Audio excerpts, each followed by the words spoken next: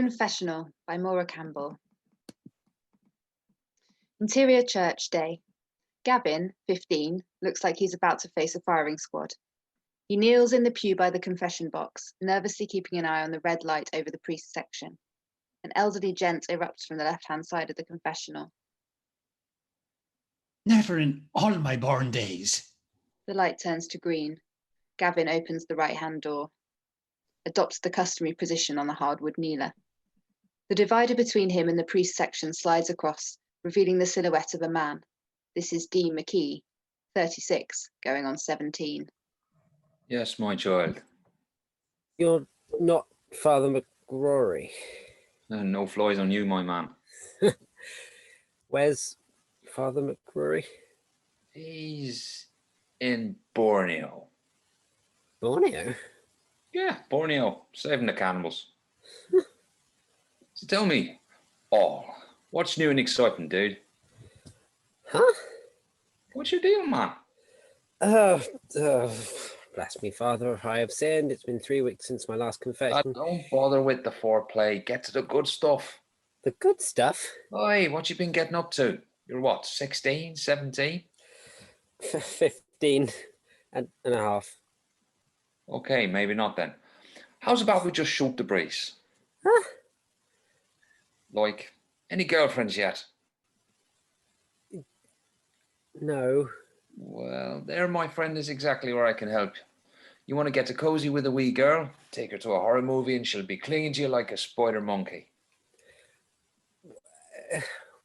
What if... nah, never mind.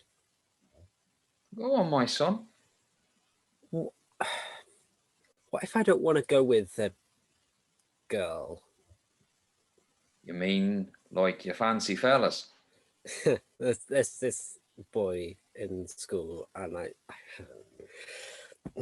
know it's not right, but I can't stop looking at him. Happy days. I thought the Catholic Church says... Love is love, man. The world needs more of it. God is bigger than Catholics and Protestants and Jews and Muslims, Buddhists and stuff. Buddhism isn't actually a religion. We did it in RE. Yeah, well, God is love. There's just one thing you need to remember at all times, but, and this is important, my young friend, so listen very, very carefully. What, Father? Whatever you do, and whoever you're doing it with, always wear a condom.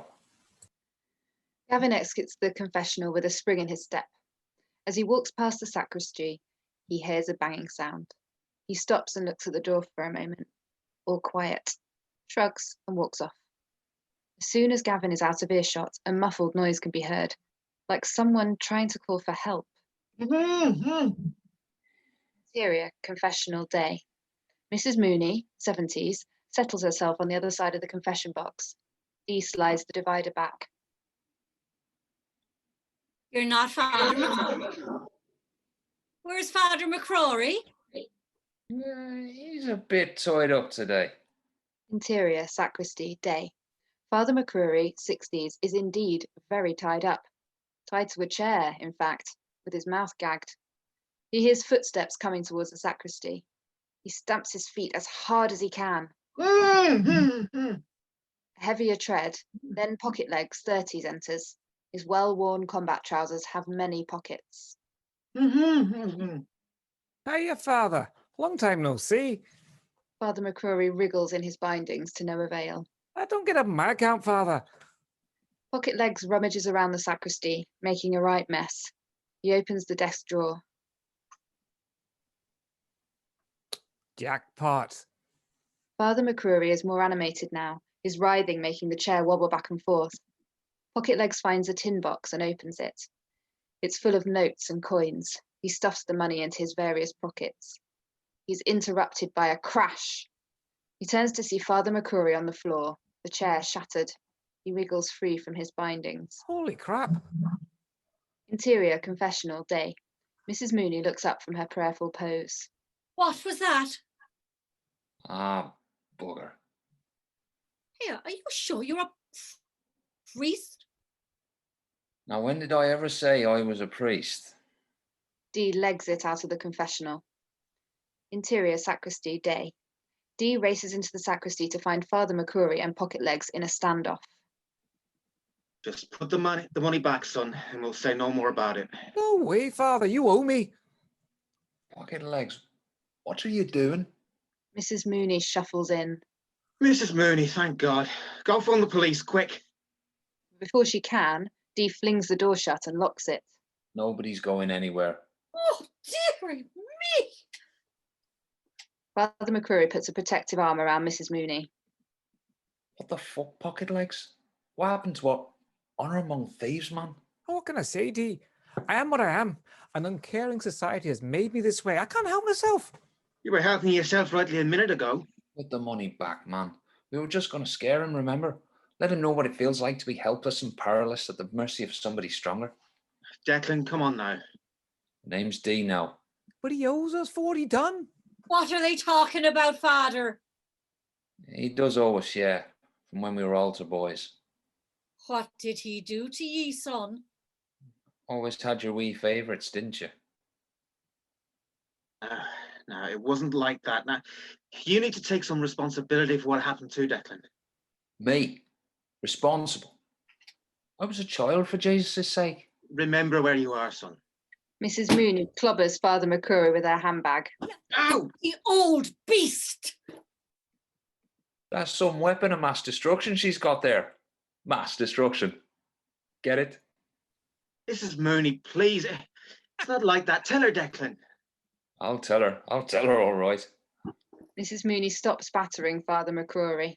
I need a wee sit down. Pocketlegs grabs her a chair and she sits, hugging her weapon of mass destruction. This man standing here with his Roman collar. Roman hands too, I bet. No, Beryl, there was none of that. So high and mighty. A real pillar of society, or so everyone thought. But the truth is, he's corrupt. And how do you make that out? Bribery and corruption, that's how it works around here. Sure, the Catholic Church is famous for it. This is all because you didn't get picked to do that big wedding, isn't it? Exactly. No weddings, no funerals, none of the sweet paying gigs. And oh, sure, that was years ago. Same with Pocketlegs here. Me and him on the altar every Sunday. No loy-ins for us. Aye, that's right, that is. Fetching and carrying, swinging the incense. It stank, that stuff did. Banging the gong. No money in that. No. The money went to the lads with the well-off parents, the ones that never even needed it. So you didn't... This isn't... No, Beryl, it's not like that. Look at us now. What chance did we ever have? Told we didn't matter from a young age, forced into a life of crime. Aye. Now, that's a bit of a stretch, Declan. Not being picked for altar server at a wedding doesn't justify a life of petty crime. There is nothing petty about me, man. I don't give a monkeys about split infinitives or where apostrophes go. I'm about the big ideas. Marginalised and oppressed, that's what we are. Victims of middle-class exclusionary paradigm. In fairness, you always had a great vocabulary, Declan. It's D. I already told you that. No jobs, no prospects. Aye. Who's going to give me a job? I have a longer record than now that's what I call music summer party. No, that's what I call a criminal record. So there was definitely no... Father McCrory shakes his head. Whoomp! Mrs. Mooney lands a blow on Pocketlegs. Ow! Wallop. She catches D. What the... Beryl, that'll do now. Hate the sin, but love the sinner. Victims! Oppressed! A pair of spoilt brats, more like. I've never heard the like of it. I lived through the war, you know. We didn't have 2 8 minutes to rub together, but we never touched anything that didn't belong to us. You should both be ashamed of yourselves. You put that money back. And as for ye with your big ideas to go with your big ego, tidy up that mess. I don't know what you're smiling about, Father McCrory. Sorry, what? Is that true what they were saying about you playing favourites with the kiddies? Well, not favourites per se. It's just that some of the children were that bit more reliable.